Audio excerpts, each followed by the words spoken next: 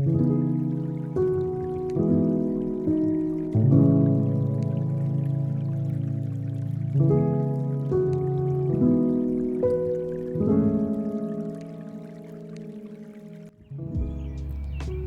everybody, welcome back. Today is going to be our mid-April update in the garden. It's not going to be a full garden tour, it's going to be more of a sort of a what have we seen different, exciting, not so exciting over the last couple of weeks.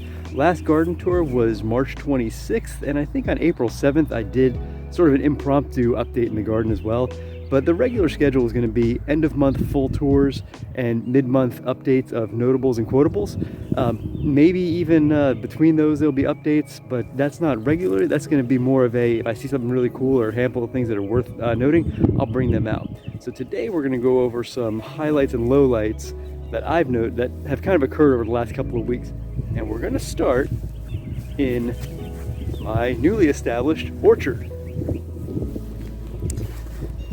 Now, I just posted a video about my experience in getting these 8 bare root trees into the ground, and it was a challenge to say the least. This was definitely a highlight of the last couple of weeks, getting these things in, and it was also in its own right a bit of a low light because I don't feel like I did as good a job by these trees as I could have. So the native soil here is a very, very hard red clay, and this particular ground I'm walking on has very little visible organic matter in the ground itself. When I dig a hole and I look at the profile from the bottom of the grass where the roots come in straight down, all you see is red clay. There's no dark, loamy, rich organic matter. It's just sticky red clay. So I have a whole lot of homemade semi-decomposed compost mixed with some of the red clay as the soil that went back into the hole to backfill these plants. But I just didn't, I would have liked a more finished compost, and I would have liked a better ratio of native soil to compost as the finished material that the plants went into. But they all did get into the ground, and I at this point, there's nothing I can do other than let them ride at this point and just take good care of them as best I know how, keep them watered. Definitely don't fertilize for the first year. But what I am doing, as you can see in the back there, I've mowed this area out to about 3,000 square feet because this is going to be the future orchard, and I'm going to wood chip the whole thing. So I calculated out if I want 6 inches of wood chips by 3,000 square feet, my wheelbarrow is 6 cubic feet. I'll need about 250 wheelbarrow loads to drop in this area, and that should cover it and give me a good start of organic matter sort of melting into the native soil, so that when I plant here going forward, I'll have a better planting surface for the trees. Now, without a doubt, another massive highlight in the garden right now are the berries, specifically the strawberries and the blackberries. Most of the strawberry beds are throwing amazing looking plants with a ton of flowers and a lot of fruit already starting to grow out. Not ripe yet. May 1st, 2024 was my first date noted in my journal that I started harvesting strawberries in earnest, and I'm expecting about the same this year. But let's go ahead and take a look at a couple of the plants. Now I've got about 20 beds of strawberries, and you can just see how full some of these plants are. Most of them are actually in, I'd say, pretty average size shape, and I do have a number of plants as well that are much on the smaller side.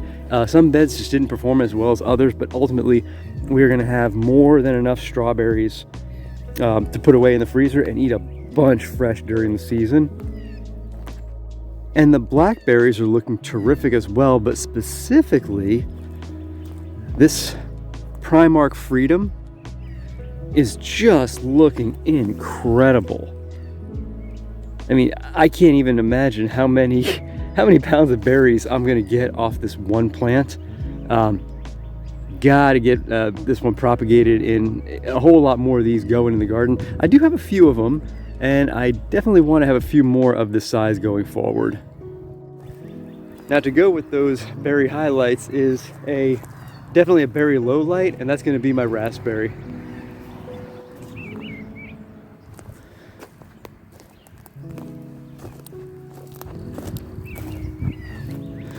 So this raspberry plant, well, plants, there were two bare root heritage variety plants, and I put them in, oh gosh, when was that?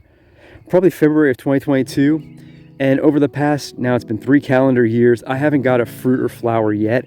I've been trying to manage the canes to better understand when they're supposed to be flowering and fruiting.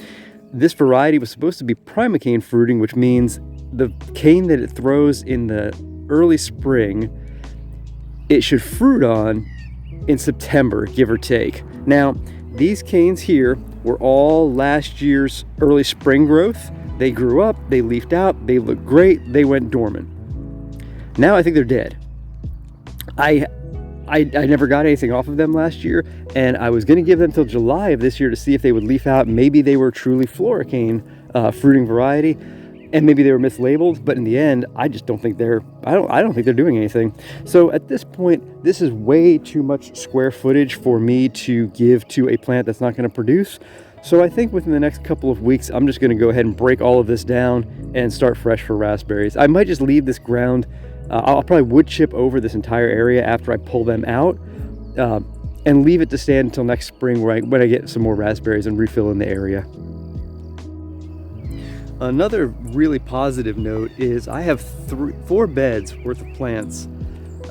My 2 tomato beds that I'm using for paste tomatoes, my beet bed, and my radish bed.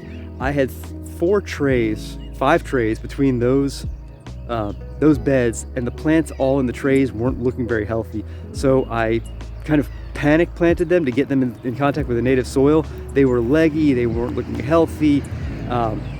They needed to get out in the full sun and with the native soil. So I did that, and really I'm thankful. All 4 beds are looking much stronger than they were a couple of weeks ago.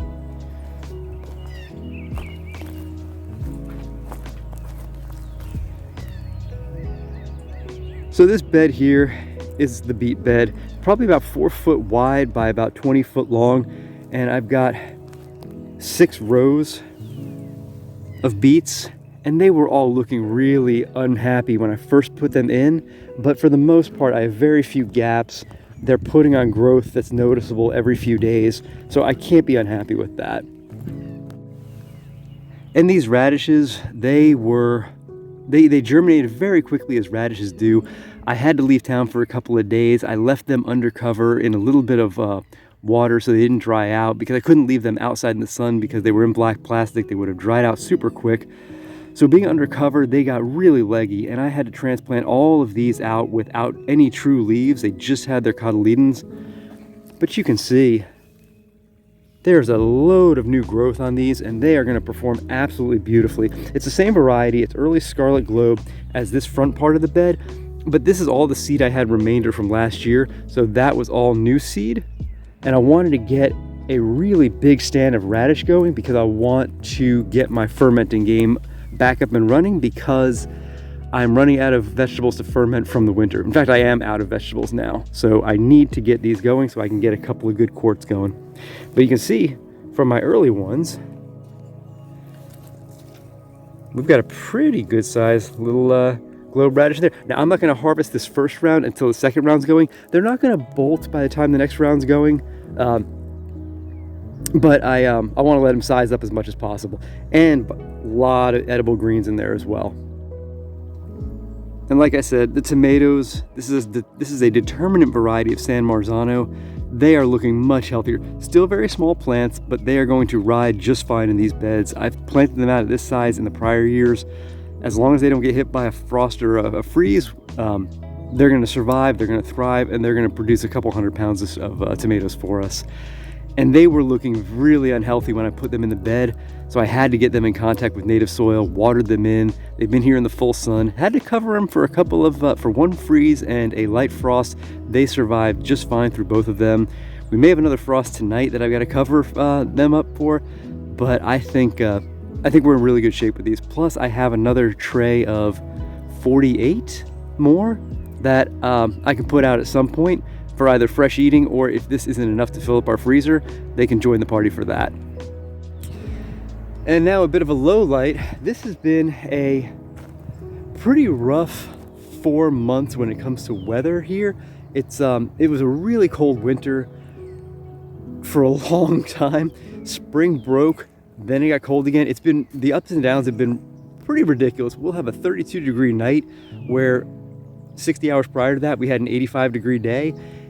And the reason this has been challenging, it's taken a toll on some of my plants, such as my onions and some brassicas. And here's what I mean by that. This variety of onion is Red Weatherfield. It's a long day variety that I've overwintered before successfully. And this year, overwintering with the same planting schedule, I've got bolting. And the reason I have this bolting, I believe, is because even though the plants didn't have a full growing, bulbing year last year, which they didn't because they went in the ground in mid-October, the winter was so cold, I think it basically told the plant, you've already bulbed, you need to seed this year, so it's going to seed. Now, it's not every plant in that bed, but it's a far greater percent than I've had in the past. I may have had a bed where 1, maybe 2 bolted. I've seen at least half a dozen already go, and that means that being that it's mid-April, there's going to be more to come. And I think it's because we just had too many sustained cold days in the winter, which signaled the plant that it's time to go to seed. It thought it had, I think the plant thought that it had more time in existence than it actually had based upon the weather patterns. And along those same lines, you can see that I've got brassica bolting. And this is tatsoi. I grew this variety last year in the spring and had no bolting issues. The only plants that I've had bolting issues with in the spring have been bok choy. I don't know why that particular pack of seeds from bok choy has a tendency to just bolt in spring really aggressively. I've lost all my bok choy plants to bolting this spring already. Tatsoi did not do that. This year it has. And I've even lost a mustard already to bolting, and that didn't happen last year. So again, I think these 85-degree days where 3 nights later we're hitting the mid-30s is just really confusing some of these plants, and it's just causing reactions that I haven't seen in the few years that I've had this garden up and running with these same varieties.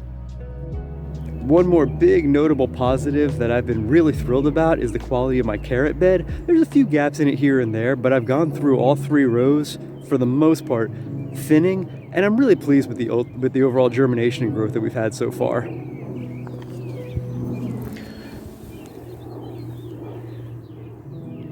So I go through every day for the last week and a half, and I thin out to about the width of maybe a finger, 2 fingers wide, and I eat those thinnings. I mince them up, throw them in my salad. You can see if I get close enough.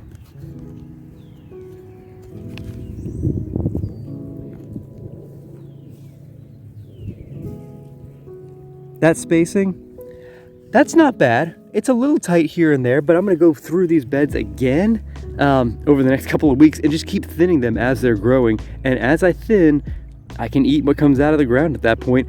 And if I can get the spacing to about 2 to 3 fingers wide when I stop all of my thinning, the remainders that stay in the ground at that point should have plenty of space to really tap wide and deep. And when I go to harvest them, you know, 1 carrot at that point is going to be really well sized, and we'll see that going forward on a regular basis as I show harvest out of this garden this year. All right, folks, that's the mid-April update.